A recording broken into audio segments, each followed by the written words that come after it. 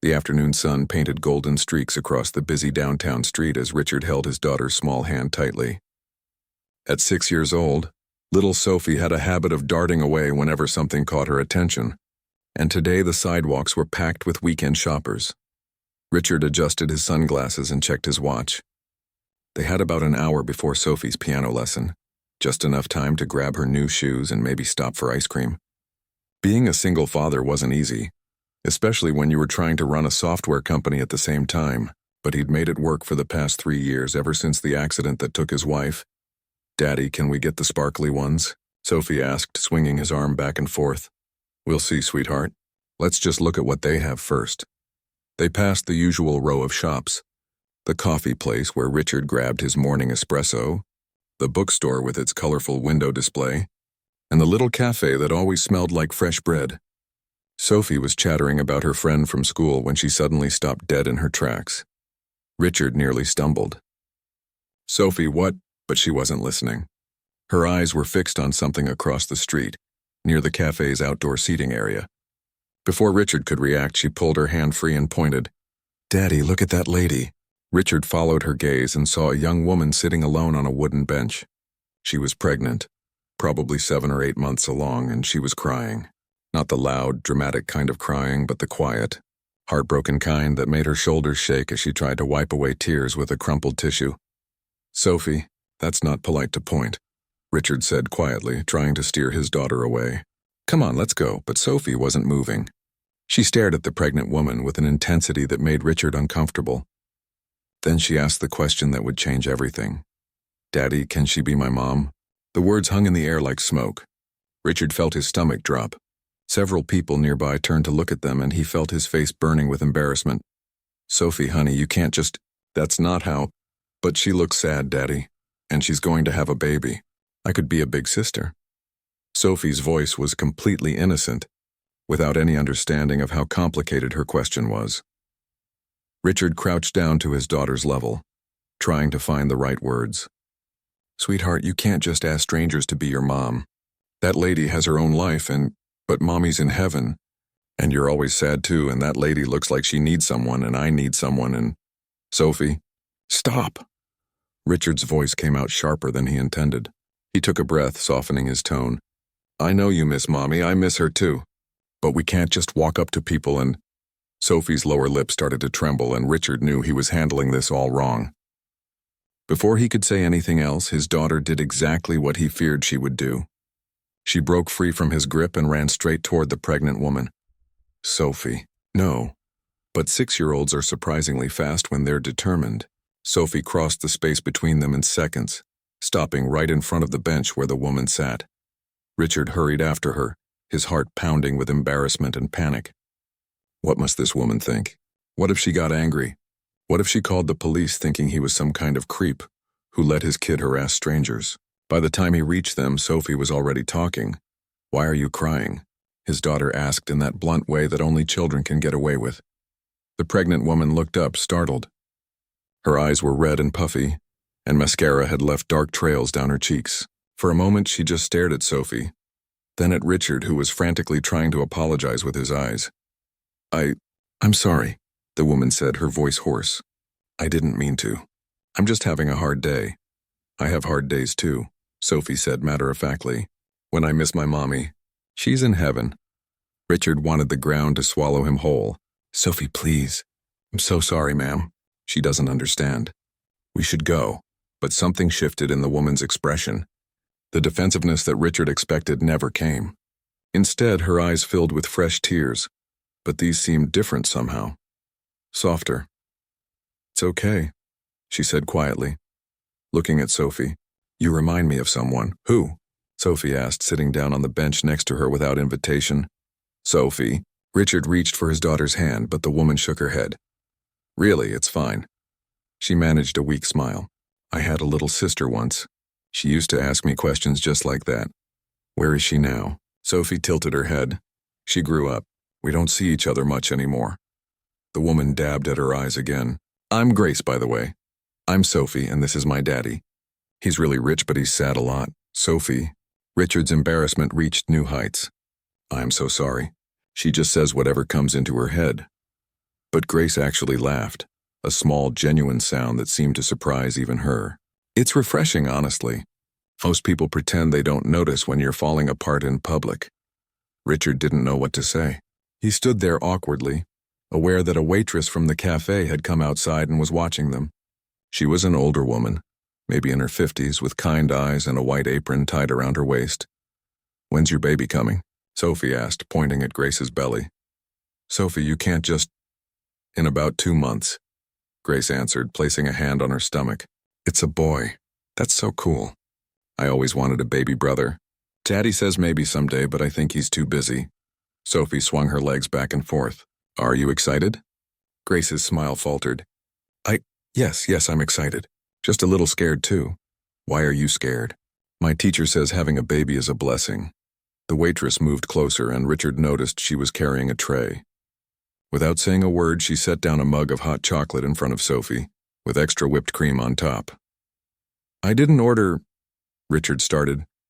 "On the house," the waitress said quietly. Her name tag read Maria. "For the little one." "Thank you," Richard said, confused by the gesture. Maria gave him a long, meaningful look before heading back inside. There was something in her expression that Richard couldn't quite read, like she knew something he didn't. Sophie was already sipping her hot chocolate, leaving a whipped cream mustache on her upper lip. "This is really good. Do you want some?" She offered the mug to Grace. "No, thank you, sweetie. You enjoy it." "My mommy used to make me hot chocolate," Sophie said quietly, "before she went to heaven. She put cinnamon in it." Grace's hand trembled as she clutched her tissue. "She sounds like she was a wonderful mom." "She was the best. That's why I asked Daddy if you could be my mom. Because you look nice and you're having a baby, and I think you need someone to love you because you're so sad." Richard felt tears burning behind his own eyes. His daughter's innocent honesty was both beautiful and devastating. He opened his mouth to apologize again, to grab Sophie and leave this poor woman alone. But Grace spoke first. "That's the sweetest thing anyone said to me in a very long time," Grace whispered, fresh tears rolling down her cheeks. "Thank you, Sophie." Sophie reached out and patted Grace's hand. "It's okay to cry. Daddy says crying helps the sad come out so happy can come back in." Richard did say that, usually at 3 in the morning when Sophie had nightmares about her mother. He hadn't realized she'd been listening so carefully. The three of them sat there for a moment, an unlikely tableau on a busy street. A millionaire, his motherless daughter, and a pregnant stranger sharing a moment of unexpected connection. Richard had no idea that this chance meeting would change all their lives. He had no idea that the waitress watching from inside the cafe knew more about Grace's story than anyone. And he certainly had no idea that his wife's memory was about to bring them all together in the most unexpected way. All he knew was that his daughter had somehow seen something he'd missed, something real and human and desperately in need of kindness. Richard didn't sleep much that night. He kept thinking about the pregnant woman on the bench, Grace, the way she'd cried, the sadness in her eyes, and most of all, the way she'd smiled at Sophie despite her obvious pain. There was something about the whole encounter that stuck with him like a splinter he couldn't remove. Sophie, on the other hand, had talked about nothing else all evening. All through dinner, during her bath, and even as he tucked her into bed, she kept asking questions. When could they see Grace again? Did she have a name picked out for her baby? Why was she so sad? Did she have a husband? That last question had made Richard pause. He'd noticed Grace wasn't wearing a wedding ring, but there could be plenty of reasons for that. Maybe she'd taken it off because of swelling. Maybe she just didn't like wearing jewelry. Or maybe there was no husband at all. The thought kept him awake, staring at the ceiling of his empty bedroom. He'd been in Grace's position once, drowning in grief while trying to hold everything together. The difference was that he'd had money, resources, family support. What if she had none of that? What if she was completely alone? By Monday morning, Richard had made a decision. After dropping Sophie off at school, he drove back downtown to that same cafe. He wasn't sure what he was looking for exactly. Maybe he just wanted to make sure Grace was okay. Maybe he wanted to apologize again for Sophie's behavior. Or maybe, if he was being honest with himself, he wanted to help. The cafe was busy with the morning rush. Richard ordered a coffee and took a seat by the window, watching the bench where Grace had been sitting 2 days ago. It was empty now. He felt foolish. What had he expected? That she'd just be there waiting? "You're the man from Saturday," a voice said. Richard looked up to see Maria, the waitress who'd brought Sophie the hot chocolate. Up close, he could see the lines around her eyes, the silver in her dark hair, and the knowing expression of someone who'd seen a lot of life. "Yes, I wanted to apologize again. My daughter, she doesn't understand boundaries." Maria sat down across from him without being invited, which surprised Richard. She folded her hands on the table and looked at him directly. "Your daughter has a good heart. She saw someone in pain and wanted to help. Most adults lose that instinct. Still, we bothered a stranger during a difficult moment. Grace isn't really a stranger to me," Maria said quietly. "She's been coming here every day for almost 3 months." Richard felt his pulse quicken. "Every day?" Maria nodded. "She sits on that bench for hours. Sometimes she cries. Sometimes she just stares at nothing. I bring her tea, sometimes soup. She never asks for it, but she always accepts it." "Why does she come here?" Maria glanced toward the window, her expression sad. "This is where her husband proposed to her. Right there on that bench. He'd just gotten his first big paycheck from his construction job, and he bought her a ring from the pawn shop down the street. Nothing fancy, but she wore it like it was made of diamonds." Richard's chest tightened. "You said proposed, past tense. And wore. He died 3 months ago. Construction accident. A scaffolding collapse at one of those new high-rise buildings going up on 5th Street. He wasn't even supposed to be working that day, but they were short-staffed." The words hit Richard like a physical blow. He thought about his own wife's accident, the phone call that shattered his world, the impossibility of accepting that someone could be there one moment and gone the next.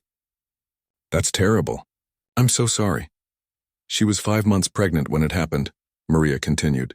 "They just found out they were having a boy. Her husband was so excited. He'd already started building a crib." Richard set down his coffee cup, his hand shaking slightly. "Does she have family? Someone helping her?" Maria shook her head. "Her parents passed away years ago. Her husband was an only child, and his parents live in another country.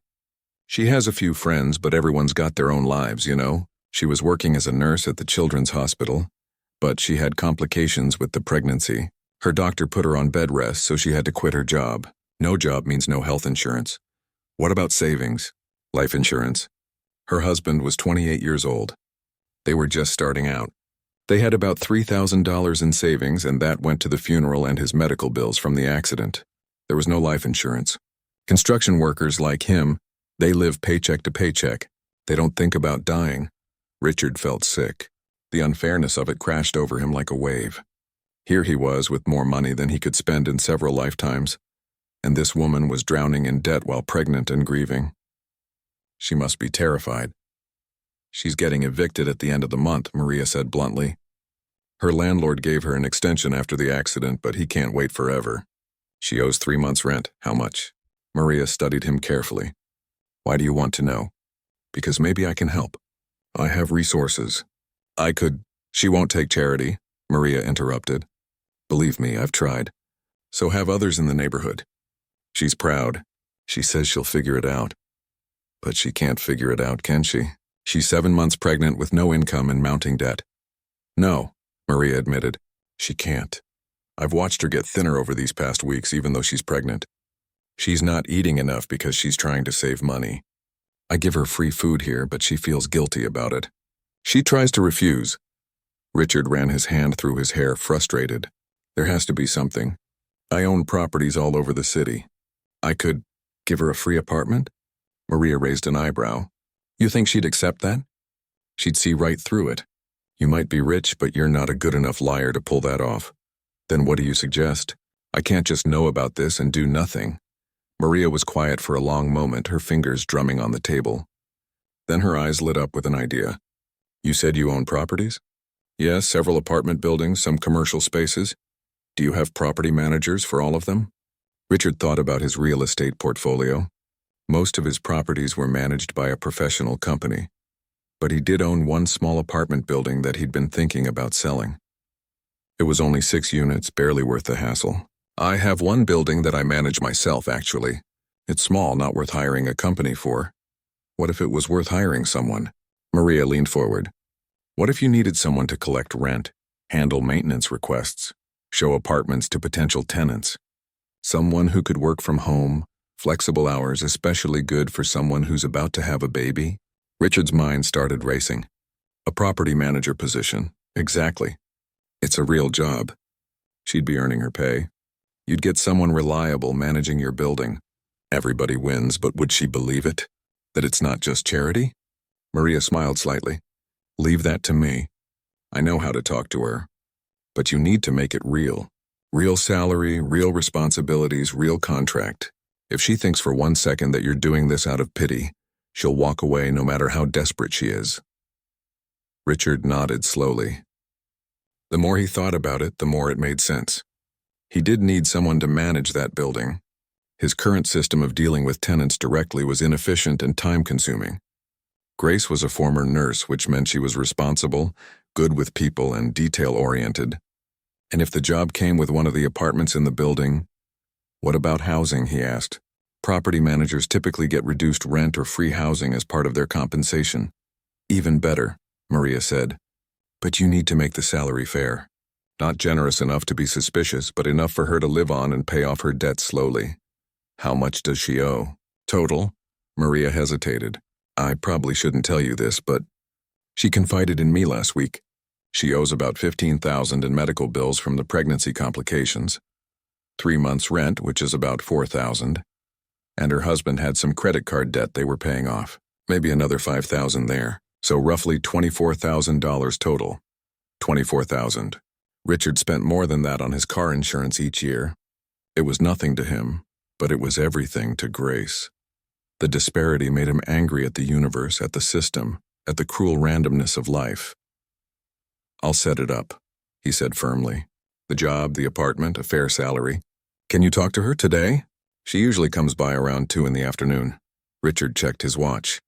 That gave him 6 hours to draw up a legitimate job offer and rental agreement. I'll be back at 1:30 with all the paperwork. Make it seem natural, like you just thought of it. I've been waitressing for 15 years. I know how to be subtle.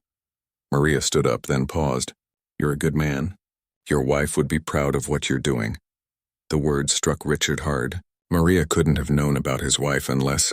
How did you know I lost my wife? Your daughter told Grace on Saturday. She said her mommy was in heaven.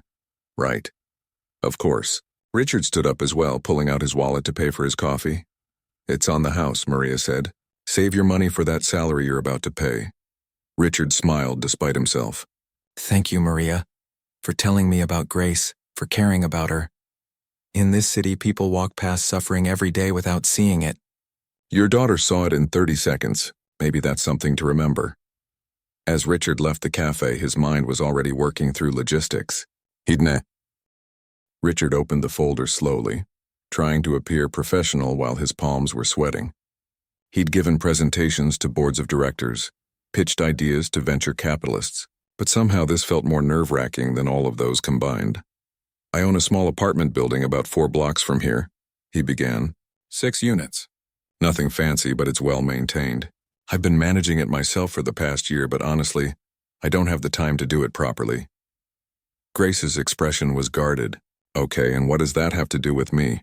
I need a property manager, someone who can handle tenant concerns, coordinate with maintenance people, collect rent, show available units. The kind of work that doesn't require being physically present every moment, which makes it perfect for someone who needs flexibility. You're offering me a job. It wasn't a question. Grace's tone was flat, suspicious. Yes. Maria mentioned you were looking for work. Grace shot a look at Maria, who was wiping down a nearby table and pretending not to listen. Maria talks too much. I talk the right amount, Maria called back without turning around. Despite herself, Grace almost smiled. Then her defenses went back up. I've never managed property before. I'm a nurse, not a landlord. You've dealt with difficult people, handled emergencies, kept detailed records, and managed multiple priorities at once, Richard countered. Those are exactly the skills I need. Plus, you're good with people. That came through on Saturday. Grace's hand moved to her belly, a protective gesture. When your daughter ambushed me? When she saw someone hurting and wanted to help, Richard corrected gently. Look, I'm not going to pretend this is a complicated position. It's straightforward work. I need someone I can trust to take care of the building and the tenants. The job comes with housing, one of the apartments, and a salary of $3,000 a month. He watched Grace's eyes widen. $3,000 a month wasn't extravagant by any means, but he could tell it was more than she'd expected, maybe more than she'd been making at the hospital. "That's too much for what you're describing," she said carefully. "Property managers usually make less than that, especially for a building with only 6 units. Richard had anticipated this. In this market, good property managers are hard to find. And yes, it's a small building, but my tenants deserve someone who's present and attentive. I'm willing to pay for quality. Besides, the position includes full health insurance." That last part made Grace's breath catch. He could see her calculating in her head, thinking about her medical bills, her upcoming delivery, her son who'd need checkups and vaccinations. The insurance alone was probably worth more to her than the salary. "Why me?" she asked quietly. "You don't know me. You could hire someone with experience, someone with references and a resume. Why would you offer this to a pregnant woman you met once on the street?" This was the dangerous moment. Richard chose his words very carefully. "Because Sophie hasn't stopped talking about you since Saturday. Because she asked me if we could help you, and I can't lie to my daughter and say there's nothing I can do when there obviously is. Because—" He paused. "Because 3 years ago, when my wife died, people helped me in ways I didn't expect. Neighbors brought food. Friends watched Sophie when I couldn't function. Strangers at the funeral home were kinder than they needed to be. I learned that accepting help doesn't make you weak. It makes you human." Grace's eyes were shining with unshed tears. "I don't want pity." "Good. Because I'm not offering pity. I'm offering a job. One that I genuinely need filled. You can say no, and I'll hire someone else and my life will go on. But I think you'd be good at this. And I think you need something stable right now. I don't even know you." "That's fair." Richard pulled out a business card. "Here's my information. Look me up, check me out. Google my company. Call my office. I'll give you references if you want them. I'm not asking you to trust a stranger blindly. I'm asking you to consider a legitimate job offer." Grace took the card, her hands trembling slightly. She stared at it for a long time. "Richard Wellington, CEO of Wellington Tech Solutions." She looked up at him. "You're that Richard Wellington? The one who sold that app to Google for $50 million? $100 million? Maria chimed in from across the cafe. "I Googled him this morning." Richard shot Maria a look, but she just shrugged unapologetically. Grace was staring at him now like he'd grown a second head. "So this is charity. You're some tech millionaire who feels sorry for the poor pregnant lady." "If I wanted to give you charity, I'd write you a check," Richard said bluntly. "I'm offering you a job because I need a property manager and you need work. The fact that it's mutually beneficial doesn't make it charity. It makes it business." "Business," Grace repeated, her voice skeptical. "Look at the contract." Richard pushed the paperwork across the table. "It's a standard 6-month probationary period. If you're terrible at the job, I can fire you. If you hate it, you can quit. The apartment comes furnished and the health insurance kicks in immediately.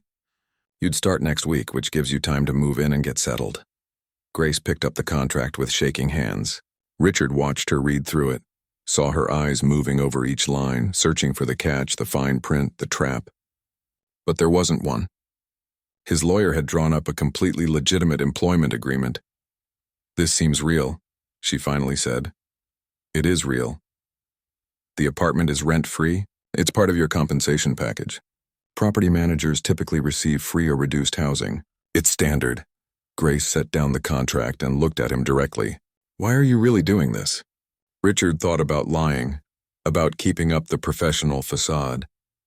But something about Grace's direct gaze made him want to be honest. "Because my daughter saw you crying and asked if you could be her mom. And that question broke my heart in about 50 different ways. Because I have more money than I need and you need help and I'm in a position to give it. Because life is random and cruel and unfair and every once in a while, we get a chance to balance the scales a tiny bit." "That's the most honest thing anyone's said to me in months," Grace whispered. "I'm not good at lying. My wife used to say I had the worst poker face in the world. Your daughter said she's in heaven. Car accident.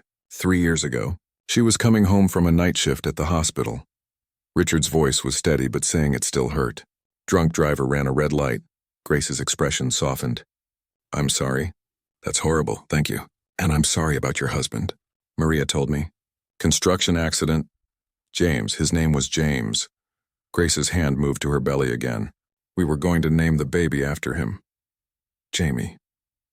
They sat in silence for a moment, two people who understood grief in a way that no one should have to. Maria appeared at the table with fresh tea and some soup for Grace, setting it down without a word before disappearing again. She's very persistent, Grace said, looking at the food. She cares about you. I know. I don't know why, but she does. Grace picked up the spoon, stirring the soup absently. I've been sitting on that bench for 3 months. That's where James proposed. Did Maria tell you that? She did. I come here because it's the last place where everything was perfect.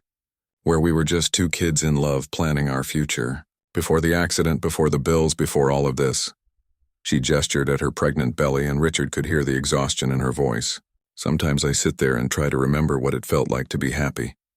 And some days I can almost feel it. Other days it just makes everything worse. Grace finally took a bite of the soup and Richard could tell she was hungrier than she wanted to admit. I know I should move on. I know James would want me to take care of myself and the baby. But accepting help feels like giving up, like admitting I can't do this alone. You shouldn't have to do it alone. But I am alone. The words came out harder than she probably intended. My parents are gone. James's family is in Mexico and they have their own problems. My friends from nursing school all have their own lives. I'm 29 years old, pregnant, broke, and about to be homeless. Those are just facts. Richard understood that feeling. The isolation of grief. The way people slowly drift away because they don't know what to say or how to help. The loneliness that comes from being surrounded by people who can't possibly understand what you're going through. After my wife died, people kept telling me I was so strong, he said, like it was a compliment. But I didn't feel strong.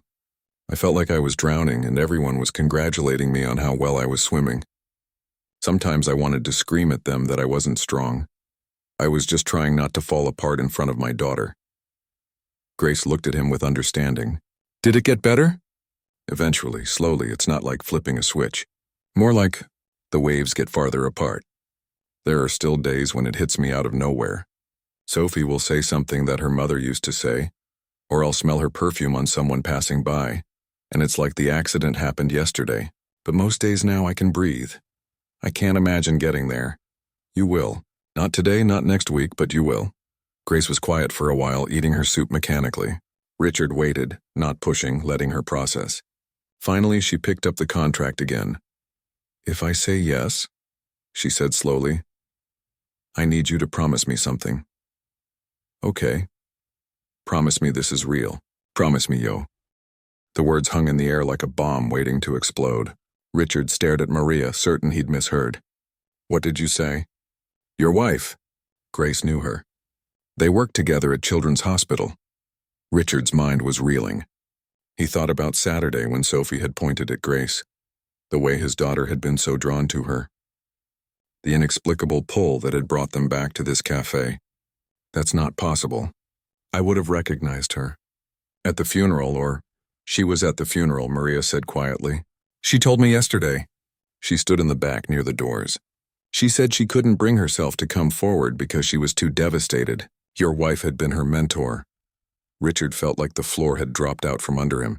He pulled out his phone with shaking hands and scrolled through his photos until he found one from the hospital. It was from a staff party 3.5 years ago. His wife was in the center, surrounded by her team. Richard zoomed in on the faces, searching, and there she was. Younger, her hair a different style, but unmistakably Grace. She was standing slightly to the side, smiling at something his wife was saying. In the photo, his wife had her arm around Grace's shoulders.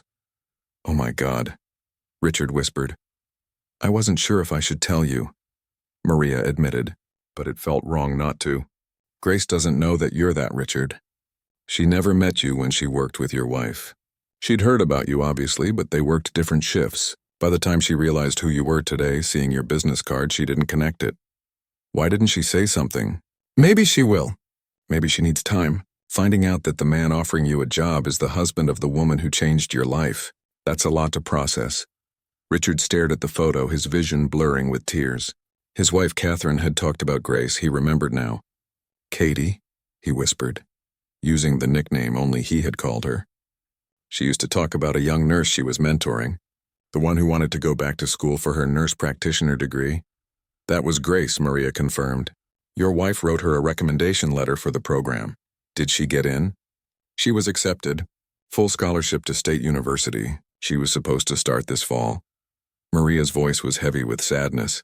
But then James died and the pregnancy complications and everything fell apart. Richard put his phone down, his hands trembling. All this time, he'd thought Saturday was random chance. A coincidence. But maybe it wasn't. Maybe Sophie had somehow sensed it. Children were intuitive like that sometimes. They picked up on things adults missed. Does Grace know that Katie died? Richard asked. Yes, she was devastated. Your wife was more than a mentor to her. Katie helped her through some difficult times when Grace was first starting out as a nurse. Believed in her when she didn't believe in herself. Grace said Katie was like the mother she'd lost. That sounded exactly like Katie. She'd had this way of seeing potential in people and nurturing it. It was one of the things Richard had loved most about her. One of the things he missed desperately. I need to tell Grace, Richard said, standing abruptly. She has a right to know before she starts the job. This changes things, does it? Maria asked. Does it change anything about whether she's qualified for the job? Or whether she needs it? It changes everything. She'll think I knew. She'll think this was all some elaborate setup because of Katie. Was it? No, I had no idea. I swear I didn't know. Maria stood as well, putting a calming hand on Richard's shoulder. Then tell her that. But maybe wait until tomorrow. Give her tonight to settle into the idea of having a job and a place to live. Let her have one night where things are looking up before you complicate it all with this. Richard wanted to argue, but Maria had a point. Grace had been through so much already. Finding out about the connection to Katie would bring up a whole new wave of grief and confusion. Maybe it was kinder to wait. Tomorrow, he agreed reluctantly. I'll tell her tomorrow when she comes to see the apartment. Richard barely slept that night. Again. He kept thinking about Katie, about Grace, about the impossible web of connections that had brought them all together. He thought about Sophie's question on Saturday. Can she be my mom? What were the odds that she'd pointed at someone who had known her mother, who had been mentored by her? The universe was either deeply random or deeply intentional, and Richard couldn't figure out which was more frightening. By morning, he'd decided on a plan. He'd take Grace to see the apartment, get her settled, and then show her the photo from the hospital party. Let her make the connection herself rather than blindsiding her with it. Grace arrived at the apartment building at 10, as they'd arranged. She looked better than she had yesterday, like maybe she'd actually slept. She was carrying a small duffel bag which Richard suspected contained everything she owned. This is it, Richard said, unlocking the main door. 6 units total. 2 on each floor. Yours is on the ground floor, which will be easier with the baby. Grace nodded, looking around the lobby. It was clean but modest. Nothing fancy, which seemed to relax her. It's nice. The tenants are mostly young professionals, quiet. They pay on time. You shouldn't have too much trouble with anyone. Richard led her down the hall to apartment 1B. This one's been empty for a month. I had it cleaned yesterday. He opened the door and Grace stepped inside. The apartment was small but bright, with large windows that let in plenty of natural light. 1 bedroom, a decent-sized living room, a kitchen with updated appliances, and a bathroom that had been renovated last year. It's furnished? Grace asked, looking at the couch, the table, the bed visible through the bedroom door. Basic furniture. You can add your own things, change whatever you want. Grace walked through slowly, touching the counter, looking out the windows, processing. Richard watched her face, trying to read her emotions. When she reached the bedroom and saw the empty corner, her hand moved to her belly. That's where the crib will go, she said softly. There's a baby store 3 blocks away. When you're ready, we can go pick one out. Grace turned to look at him, her eyes searching his face. Why are you being so kind to me? This was it. The moment to tell her. Richard pulled out his phone and opened the photo. I need to show you something. Grace took the phone, confused. She looked at the photo and Richard watched as her face changed. Confusion gave way to recognition, then to shock. This is, she started. My wife's staff party, 3.5 years ago. Grace zoomed in on the photo, her hand shaking. That's me. I'm in this picture. I know? You knew? Her voice rose slightly. This whole time you knew? No, Richard said quickly. I swear I didn't know until yesterday. Maria told me after you left. I didn't recognize you on Saturday. It's been years, and honestly, I only met Katie's coworkers a few times. But you knew Katie. You worked with her. Grace sat down heavily on the couch, still staring at the photo. Dr. Catherine Wellington. She was my mentor. Grace's voice broke. She was the best person I ever knew. When I lost my parents, she was the one who sat with me in the break room while I cried. When I doubted myself, she was the one who told me I was going to be an amazing nurse. She wrote my recommendation letter for grad school. She believed in me when no one else did. She was good at that, Richard said softly, sitting down beside her but keeping a respectful distance, seeing potential in people. When she died, I was devastated. I went to the funeral, but I couldn't. Grace wiped at her eyes. I stood in the back. I saw you with your daughter. I saw how broken you looked, and I couldn't intrude on that. I didn't think I had the right. You had every right. Katie cared about you. I never met you, Grace said, looking at him now. Katie talked about you all the time. How brilliant you were. How you'd built your company from nothing. How you made her laugh. How you were the best father to your daughter. But our shifts never overlapped when you came to visit. She talked about you too. About the young nurse who reminded her of herself when she was starting out. About how you were going to change the world someday. Grace laughed bitterly. Look how that turned out. I'm broke, pregnant, and homeless. Grow. You're also strong, resilient, and still standing despite everything that's been thrown at you. Katie would be proud of you, would she? Grace's voice was small. Or would she be disappointed that I gave up on grad school? That I let everything fall apart? She would understand. She lost her parents young too. She knew what grief could do to a person. They sat in silence for a while, the weight of shared loss filling the space between them. Finally, Grace spoke again. Your daughter, Sophie. She looks just like Dr. Catherine. Same eyes, same smile. I know. Sometimes it's comforting. Sometimes it breaks my heart all over again. When she pointed at me on Saturday when she asked if I could be her mom, Grace's voice trembled. For a second, I thought maybe Dr. Catherine had sent her. I know that sounds crazy, but I felt it, like maybe she was watching out for me somehow. Richard's throat was tight. I had the same thought. Multiple times. The odds of this happening, of Sophie pointing at you specifically, of you knowing Katie, it's too much to be coincidence. Why? So what is it then? I don't know. Maybe it's just the universe's way of telling us that we're supposed to help each other, that we're connected by more than chance. Grace handed the phone back to Richard. Does this change the job offer? What? 2 months passed faster than Grace expected. The apartment building became her world in the best possible way. She learned every tenant's name, their schedules, their quirks. Mr. Peterson in 2A always paid his rent exactly 3 days early. The young couple in 1A were saving for a house and apologized constantly for every tiny maintenance request. The elderly woman in 3B baked cookies every Sunday and left a plate for Grace at her door. Grace was good at the job. Better than good, actually. She created a digital filing system that made everything easier to track. She negotiated better rates with the cleaning service.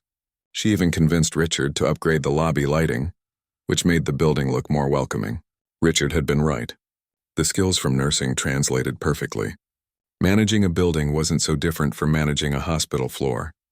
But the best part wasn't the job. It was Sophie. The little girl visited almost every day after school, sometimes with her father, sometimes with her nanny, but always with that same bright energy that had drawn Grace in from the beginning. Sophie loved to sit on Grace's couch and talk to her belly, telling the baby stories about school, about her friends, about her mother in heaven. Do you think babies can hear us when they're inside? Sophie asked one afternoon, her small hand pressed against Grace's stomach. The doctors say they can, Grace replied, smiling. They recognize voices. Then he already knows me. I've talked to him a lot. Sophie was quiet for a moment, then added, I hope he knows about my mommy too. Even though she's in heaven, Grace's heart squeezed. I'm sure he does. I tell him about her all the time. You do? Of course. I tell him about how smart and kind she was. How she helped people. How she would have loved to meet him. Sophie's eyes widened. You knew my mommy? Grace glanced toward the kitchen where Richard was making tea. They discussed whether to tell Sophie about the connection, and Richard had left it up to Grace. She'd been waiting for the right moment. I did, Grace said gently.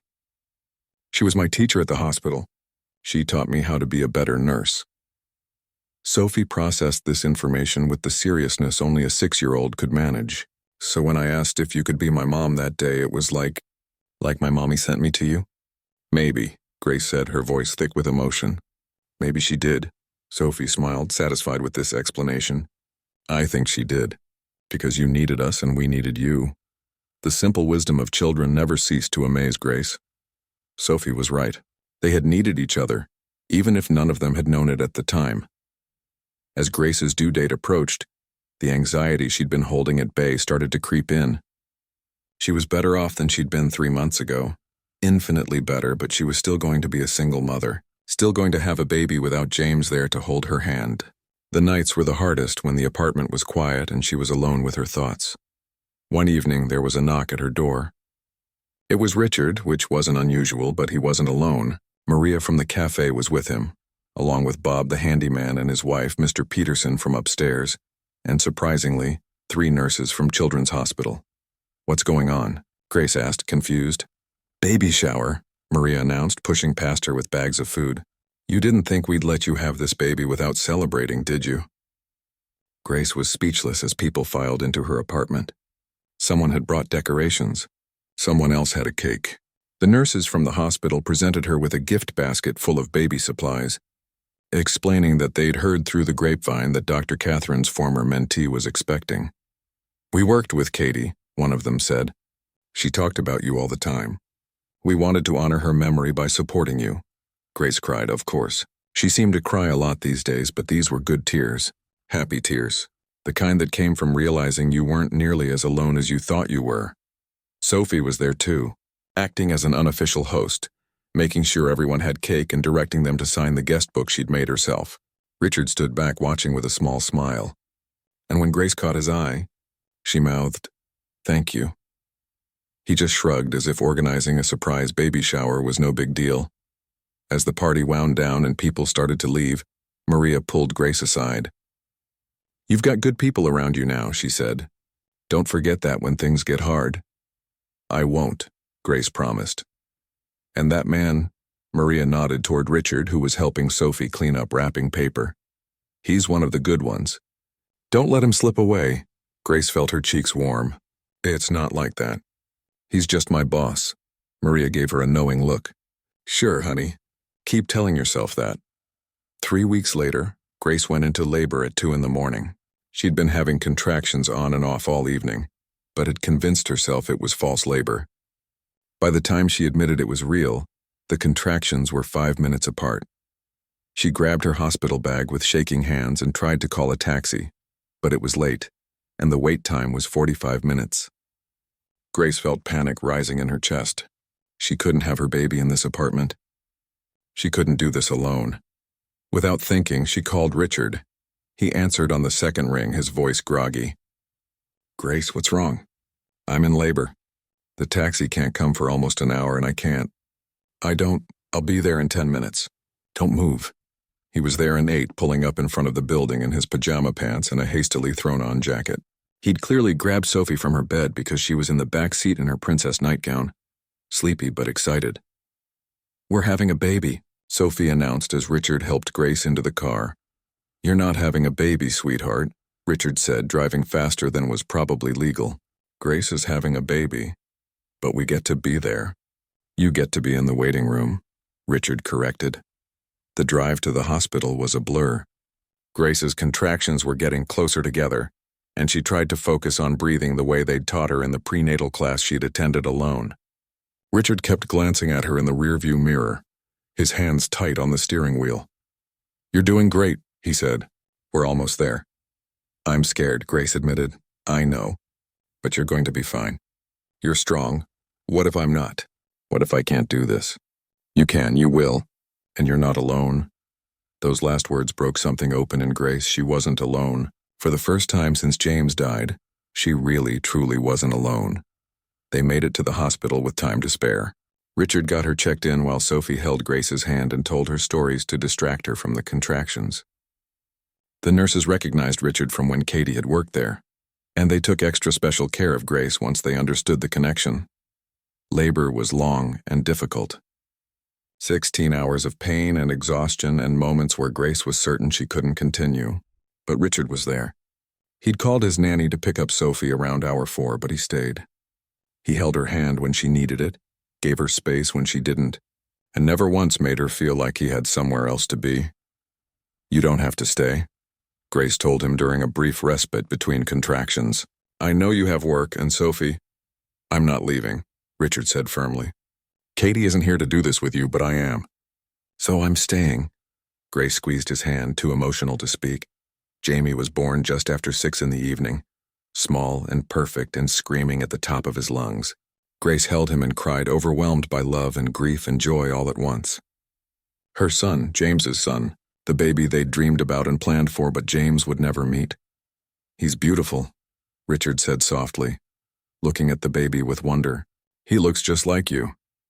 "He has James's nose," Grace said, touching the tiny feature gently, "and his ears." Richard stepped back to give her space, but Grace reached for his hand. "Stay, please. I don't want to be alone for this." So Richard stayed, and when Sophie was finally allowed to visit an hour later, she tiptoed into the room like she was entering a cathedral. She stared at the baby with wide eyes, then looked at Grace with pure awe. "He's so tiny," Sophie whispered. "You were this tiny once," Richard told her. "Can I hold him?" Grace looked at Richard, who nodded. "If you sit down and are very careful." Sophie sat in the chair next to Grace's bed, and Richard helped position the baby in her arms. The little girl's face was a picture of concentration as she held Jamie, supporting his head the way Richard showed her. "Hi, Jamie," Sophie said softly. "I'm Sophie. I'm going to be like your big sister. I'm going to teach you things and protect you and tell you stories about both our mommies in heaven." Grace's vision blurred with tears. Richard's too. Over the next few months, Grace discovered that life with a newborn was every bit as exhausting as everyone had warned her it would be. But it was also filled with moments of unexpected joy. Jamie's first smile, his tiny fingers wrapped around hers, the way he calmed down when she sang to him, and she wasn't doing it alone. Richard helped her figure out the confusing health insurance paperwork. Maria brought food every few days. The tenants in the building were incredibly understanding when Jamie cried at odd hours. Bob's wife, who had raised 4 kids, showed up regularly with advice and hand-me-down baby clothes. Sophie was there most of all. She'd appointed herself Jamie's official big sister, and she took the job seriously. She helped with diaper changes, or at least stood nearby offering encouragement. She sang him songs. She read him stories he were.